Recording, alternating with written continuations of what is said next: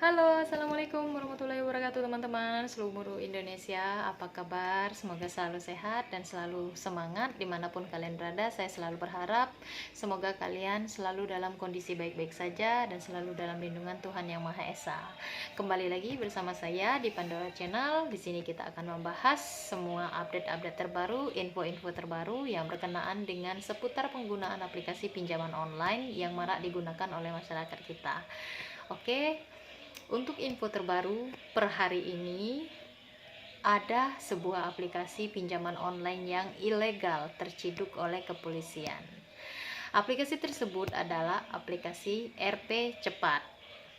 Ini memang aplikasi yang legal ya, sudah beberapa waktu memang saya mendapatkan beberapa curcol juga laporan-laporan dari teman-teman, baik itu yang berada di dekat maupun yang jauh, bahwasanya memang aplikasi RP Cepat ini tindakan kejahatan. Saya sebut tindakan kejahatan aja ya, karena memang tindakan serta cara-cara mereka dalam menagih ini sungguh sudah melampaui batas kewajaran sebenarnya. Karena apa?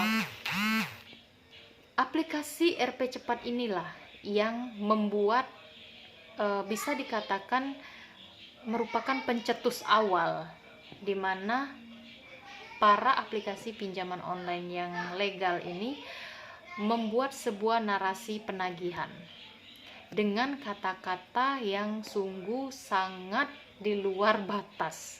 Kenapa saya bilang ini sungguh sangat di luar batas? Karena memang narasi penagihan yang mereka buat itu bukan main kasarnya, bukan main tidak beradabnya. Mereka bahkan mengedit loh foto-foto ataupun mengambil foto-foto yang tersimpan di galeri handphone debitur mereka. Jadi di aplikasi RP Cepat ini ditemukan oleh kepolisian itu banyak sekali, beribu-ribu SIM card yang mereka gunakan untuk melancarkan aksi mereka. Dalam hal pertama itu mencari debitur, dan hal kedua itu dalam meneror ataupun mengirimkan pesan berantai, pesan secara broadcast mengenai penagihan secara online kepada debitur mereka. Apalagi yang belum kita berbicara tentang gagal bayar ya, mereka di H-3 itu sudah meneror dengan ancaman-ancaman serta tekanan-tekanan yang sungguh sangat luar biasa sekali. Nggak perlu saya sebutkan ya seperti apa kata-katanya, karena memang sungguh tidak pantas juga untuk saya bacakan di sini. Tapi ada salah satu teman kita yang bukan salah satu ya, banyak sih, ada beberapa lah saya sebut begitu ya, yang menggunakan aplikasi RP Cepat ini berkonsultasi ataupun berkeluh kesah kepada saya dan mengirimkan bentuk narasi tagihan yang mereka buat. Ini mengapa saya sampai mengatakan bahwasanya memang cara penagihan mereka ini sudah sangat di luar batas, dan ini memang sudah sangat wajar sekali diciduk oleh kepolisian.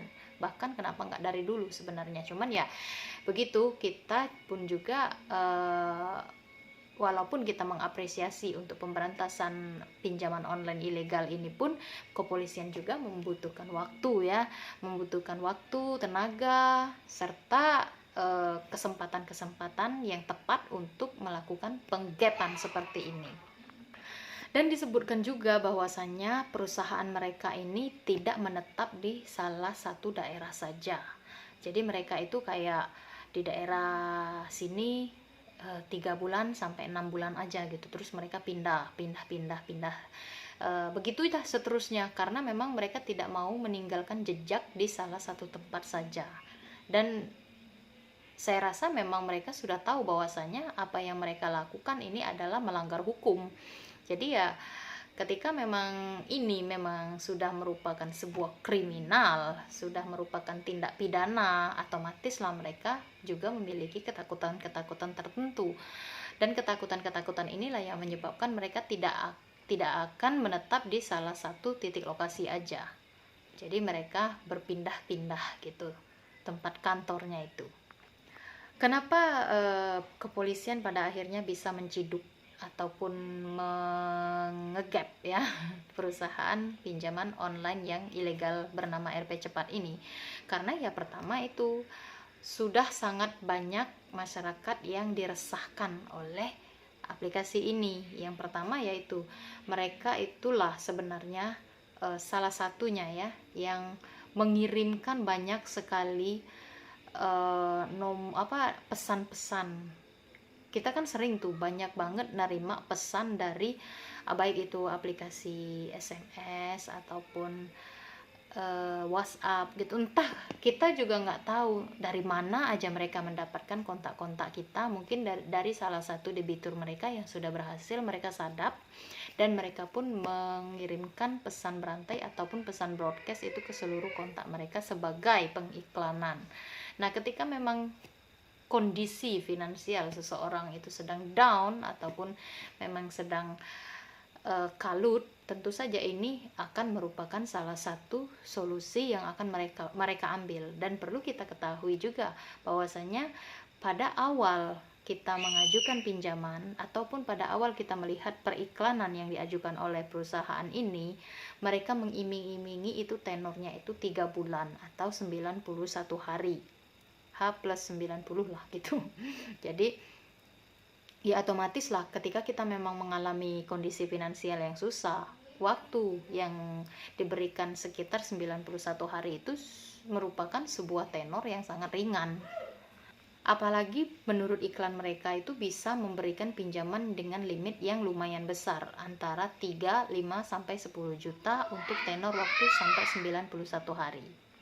Namun faktanya ketika kalian sudah mendownload aplikasi mereka dan ya klik tanpa kalian sadari mereka itu memiliki sebuah teknologi, dan teknologi ini yang memang mereka datangkan dari negara asal si pemilik perusahaan RP Cepat ini ya.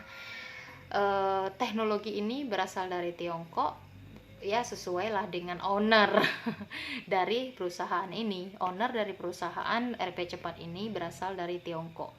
Dan perlu kita ketahui juga, perlu kita buka mata kita kembali bahwasannya aplikasi-aplikasi pinjaman online yang ilegal itu saya rasa memang didominasi oleh orang-orang luar. Karena ada salah satu, saya agak sedikit lupa juga ya, beberapa bulan yang lalu atau mungkin sudah nyaris 1 tahun yang lalu, itu ada juga yang menghubungi saya untuk bertukar pikiran juga bahwasanya mereka ditelepon oleh salah satu DC dari aplikasi pinjaman online, tapi si debitur ini tidak mengetahui apakah status dari aplikasi yang ia gunakan, entah ini ilegal ataupun yang legal. Nah, saya pun akhirnya bertanya seperti apa bentuk penagihannya. Jadi dia ini ditelepon oleh tim admin, entah itu tim DC-nya dari perusahaan aplikasi pinjaman online ini ya. Mereka menyatakan bahwasannya kantor pusat mereka itu di Cina, bukan di Indonesia. Jadi dari sini bisa kita simpulkan bahwasanya banyak sekali aplikasi pinjaman online yang ilegal itu sebenarnya disetir oleh owner-owner yang memang berasal dari negara lain. Ya mungkin ada juga ya yang dari negara kita sendiri, cuman saya rasa memang kebanyakan ini memang berasal dari negara-negara lain. Dari penggerbekan ataupun dari hasil dari penyelidikan serta penggapan tim kepolisian ini, akhirnya ditangkaplah 5 orang tersangka, dan dengan beberapa orang lagi tersangka yang masih buron alias udah masuk ke DPO. Nah, yang dimasuk ke DPO ini jelas-jelas memiliki inisial ataupun memiliki nama yang bukan nama kearifan lokal. Mereka memang benar-benar warga negara Tiongkok. So, ya mungkin dia bukan ownernya ya, yang masih buron ini, tetapi dia yang mengendalikan, anggaplah kayak region manager gitu kan untuk di Indonesia gitu. Jadi ini memang sudah merupakan tindakan kejahatan, dimana memang sistem ataupun teknologi yang mereka gunakan itu mereka datangkan langsung kan dari Tiongkok sana. Kemudian kalian tahu nggak seperti apa proses mereka menyadap handphone kalian? Ketika kalian mengklik-klik ke aplikasi mereka, mengadakan persetujuan, accept dan sebagainya, itu kan ketika kita menginstal aplikasi pinjaman online itu selalu seperti itu. Cuman bedanya ketika kalian menginstal aplikasi RP Cepat ini, tindakan kejahatan dari mereka itu sudah dimulai dari ketika kalian mengklik download aplikasi ini. Dan mereka mempunyai sebuah teknologi yang menyedot ataupun bisa menangkap semua informasi yang tersimpan di handphone kalian dan akan dikumpulkan di sebuah laptop mungkin gitu ya, di sebuah sistem di komputer, kemudian termasuk foto di sana ataupun ada video mungkin, ataupun mungkin ada kalau nomor HP memang sudah umum ya, walaupun di aplikasi legal pun juga mereka tetap mengakses itu. Cuman kalau di aplikasi legal mereka tidak diperbolehkan karena udah ada aturannya gitu. Nah, apabila di aplikasi RP Cepat ini, ketika data serta kontak-kontak yang sudah berhasil mereka akses ini mereka gunakan untuk melancarkan tindakan kriminal mereka, sebut aja seperti itu, karena memang ya bukan lagi tindakan manusiawi ketika memang sebuah akses pribadi, kalau menurut saya ya, yang tersimpan di sebuah handphone kita itu tuh disadap sampai habis ke akar-akarnya gitu. Nah, inilah teknologi yang mereka gunakan. Dan ketika mereka sudah berhasil mengakses semua isi handphone kita itu, data-data kita itu akan digunakan untuk memberikan tekanan serta teror-teror dalam penagihan mereka. Dan ya, apabila misalnya kita tidak merasa menampilkan foto yang tidak sesuai dengan ketika kita memberikan persetujuan kepada aplikasi, tentu saja foto itu sudah mereka ambil dari perangkat galeri kita. Jadi kok saya nggak pernah deh kayaknya memberikan foto seperti ini. Oh, jangan heran, karena mereka punya teknologinya untuk menyadap sampai ke akar-akar handphone kalian. Cuman ya legahnya, syukurlah sekarang sudah tertangkap dan sudah ditangani oleh kepolisian. Walaupun masih ada yang buron, kita apresiasi untuk tim kepolisian RI, semoga segera tertangkap dan bisa membasmi aplikasi-aplikasi pinjaman online ilegal ini satu persatu. Namun ini juga untuk pelajaran serta pencerahan kepada teman-teman bahwasanya ketika kalian mendapatkan sebuah intimidasi, mendapatkan sebuah ancaman, mendapatkan sebuah tekanan memang di luar batas wajar, sudah di luar batas kemanusiaan, maka jangan ragu-ragu untuk melaporkan, untuk mengumpulkan bukti-bukti, kemudian kalian laporkan saja ke OJK. Karena apa?